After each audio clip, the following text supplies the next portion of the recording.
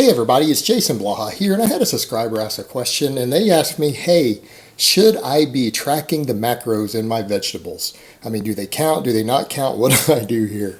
So let me put on my +5 hat of weaponsmithing, work on skilling up my crafting a little bit, and let's talk about this. All right, up front, I'm going to go a couple directions with this, and you guys know I'm not a fan of macro counting. Now, from a strictly hypothetical perspective, if a person wanted to accurately track their caloric intake, yes, they would in theory need to count the calories from their vegetables. All right, that is a given because vegetables have calories.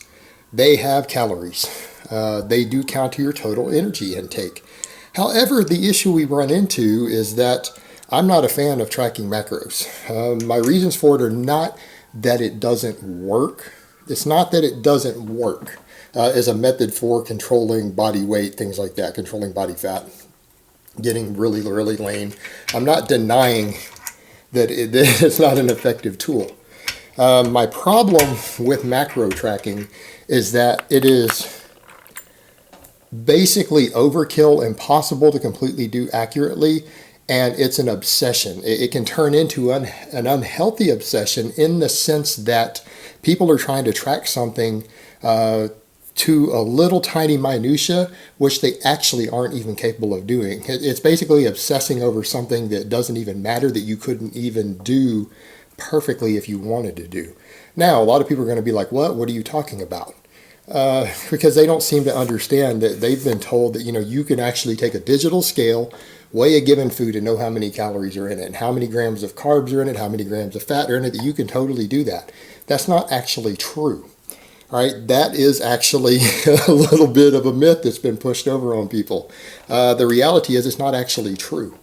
You can get a good estimation with a digital scale. You can get a good estimation with a digital scale, but your margin of error is plus or minus 10%. All right, and what I mean there is, because that assumes a given level of hydration. Most of the foods that you eat have a certain amount of moisture in them, a certain amount of water in them. It's not consistent. Meaning, you can go weigh one apple from that you got at a certain store that you bought 3 days ago, and go get an apple from a different store that maybe has been through slightly different environment that you buy today, and weigh both of them side by side. They might weigh the same weight, but they could have up to 10% different amounts of carbs in them, calories, everything else, even at the same amount of weight, because there's going to be a different percentage of moisture and water in each of those apples at any given time. All right. The same thing with a lot of even your grains and stuff, rice, whatever. There is a certain amount of moisture in there, and it's going to vary. And it's going to vary based upon the climate you're in. Meaning there's going to be more moisture even in your dry rice or dry grains before you cook them. All right. There's going to be more in them if you live in a humid climate versus a dry climate. That will affect their scale weight. It could affect their scale weight, again, up to 10%. See the problem there? You don't actually know exactly how many macros you ate. In other words, you don't know if your 300 grams of carbs a day is actually 270 or 330. See where I'm going with this? And I agree. It's important to have a loose idea of your calories if you want to control your body weight. If you're happy with your body weight, you probably need to stay on fairly consistent calories. If you're maintaining body weight on what seems to be about 3,000 calories a day, roughly, you should probably stay around 3,000 if you want to stay at that weight. If you want to lose weight, you need to lower that a little bit. If you want to gain weight, you need to up that a little bit. It's not rocket science, but this tiny minutia that people try to do of thinking they can actually weigh every gram of macronutrients in their food isn't true. So people are obsessing over things.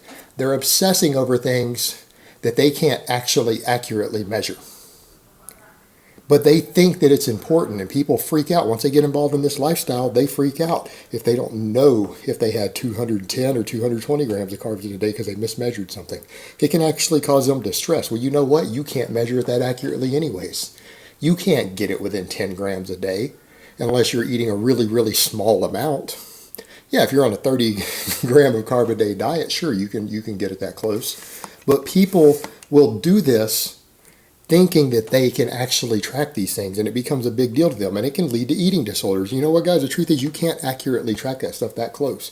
You can't even get your calories more than plus or minus 10%, meaning your 3,000 calories a day that you weighed out on the scale could be as high as 3,300. It could be as low as 2,700, and that's with a perfectly calibrated scale.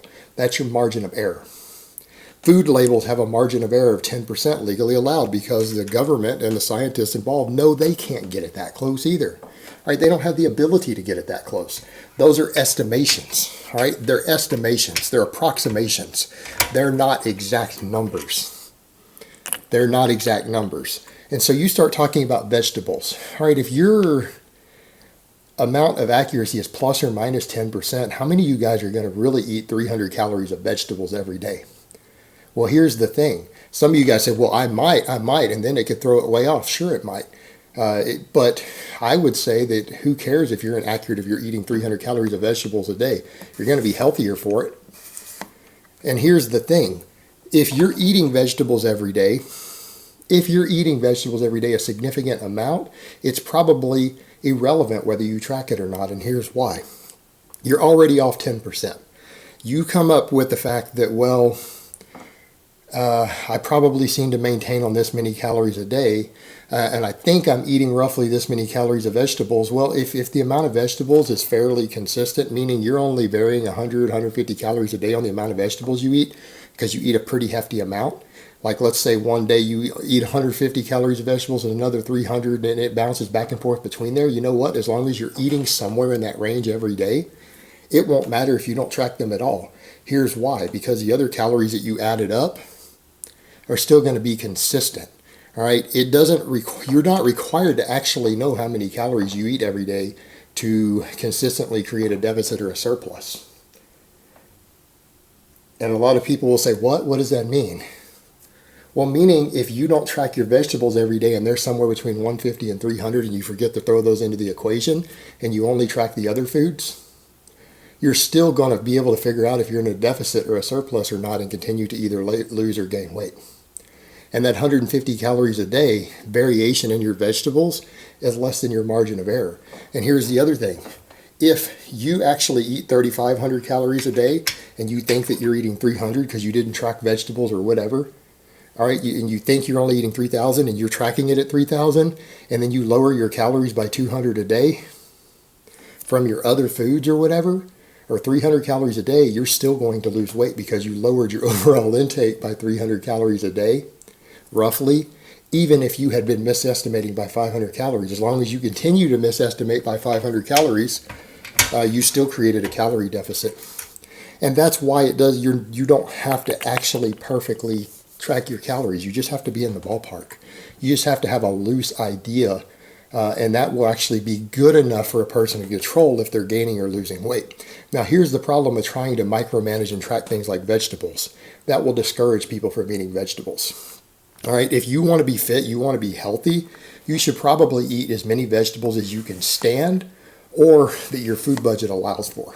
All right, that's probably a good idea. Whatever your food budget allows for or whatever you can stand, whichever those you reach first, is probably the amount of vegetables you should be eating. In my experience, people who start tracking vegetables, who track macros, will tend to start taking vegetables out of their diet. I've seen multiple people do it. It comes with the eating disorders involved with tracking macros. People who start tracking that will say, oh man, I don't like the vegetables that much. I can start taking them out because they're taking up 200 of my calories every day that I could fill with something else. They will start taking vegetables out of their diet purely because they're tracking the vegetables and they don't like the space that they take up. So rather than realize that they should just eat their vegetables anyways, they'll start taking them out. It discourages, and in some people's mind, it will discourage some people from eating vegetables. That's the worst mistake they could do. I mean, eating vegetables is absurdly useful for your health and fitness. And so by them taking them out, they're actually potentially hurting their health and fitness. All because they decided to start tracking them as part of some crazy macro tracking thing that already spawns other eating disorders. And that's what people need to be aware of. When you start tracking this stuff, it is actually obsessive. When you're actually tracking your macros every day, trying to get them to the gram, even when you actually can't, It's an unhealthy obsession because you're actually obsessing over tracking something that you can't even accurately track to the degree that you're trying. And by doing so, it makes it a futile effort, and it makes it a waste of time, and it makes it a waste of energy. When ultimately what's really going to determine if you gain or lose weight is your rough caloric intake. All right, your rough caloric intake, your energy in versus energy out. Your individual macros matter a little bit, but they don't matter that much in the grand scheme of things. Yeah, some people perform better if they eat a lot more carbs. Some people have better satiety if they eat more protein, but the actual tissue weight, for the most part, it's not tremendously affected by the specific number of macros you eat. It cares more about total calories. And if you're on an overall balanced diet, you're on a balanced, healthy diet, you probably don't really need to track macros. It's probably not beneficial to you. It's going to be your overall caloric intake. And even that, you're going to have a big margin of error on that. It's impossible to track it exactly. But your overall caloric intake is the only number you really need to be concerned about.